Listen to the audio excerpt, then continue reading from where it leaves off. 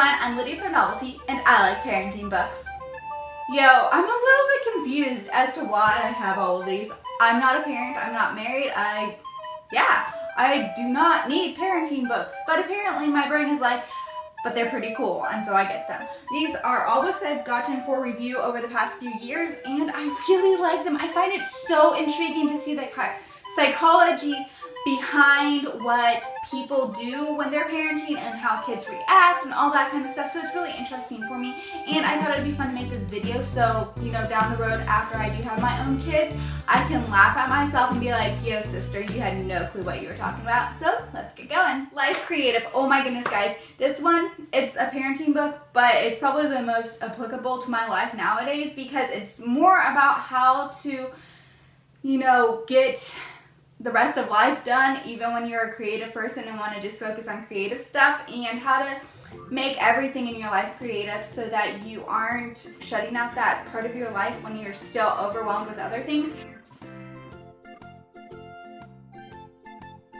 The 10 Myths of Teenage Dating. This book is really cool because it's written by a father-daughter team, and the daughter is in her 20s when she's writing it, and when she was in her teens, she used to sneak out and date because she wasn't allowed to date. So this book goes through, like, you know, what her parents would have done differently if they realized what she was doing back then, and why teenagers have the issues they have with dating and how to help them through that, and how the brain doesn't develop in certain places till they're older and how it's developing this way and that way, and it's actually really cool. Discipline that connects with your child's heart. This was the parenting book I probably disagree with the most that I've ever read, and so I'm eager to see, you know, like after I have multiple kids running around, if I still disagree, if I'm like, oh, those folks actually are so spot on. So maybe it's a difference with how I was raised, difference with how I think, or maybe it's just because I haven't experienced kids on my own yet, so we'll have to see. The Unnatural Mom and Growing Your Kids with Character. These books were written by the same author. This one came out in 2016 and this one just came out. I read both of them as part of the release team, which was pretty cool. This one is coming out on my blog pretty soon, a review of it.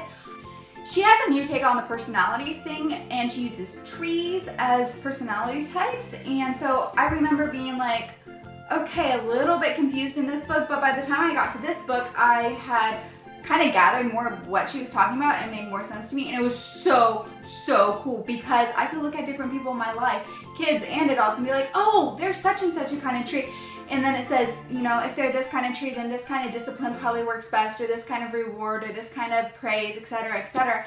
And when I got to my tree and read what they said about me, I was like, yes, but totally spot on, yes, please. Things I wish I'd known before we became parents. I got this because I really like Gary Chapman, and I thought, hey, it's something you're supposed to read before you're a parent, so perfect.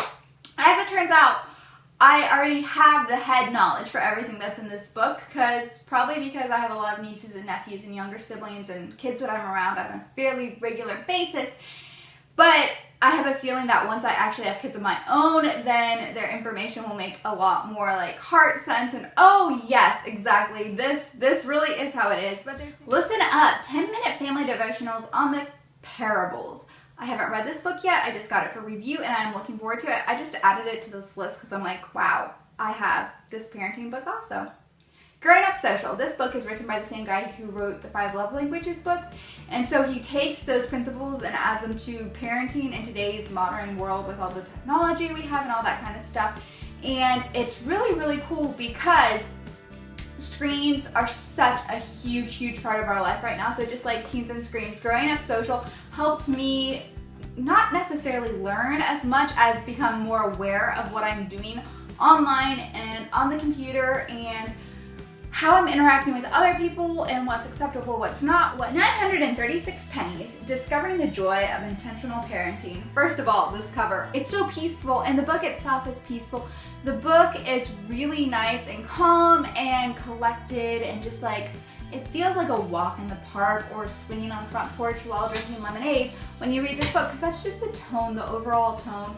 It talks about stopping and pretty much it never says this, but kind of like teaching your kids to stop and smell the roses and how to have intentional parenting and how to really use the time with your kids wisely.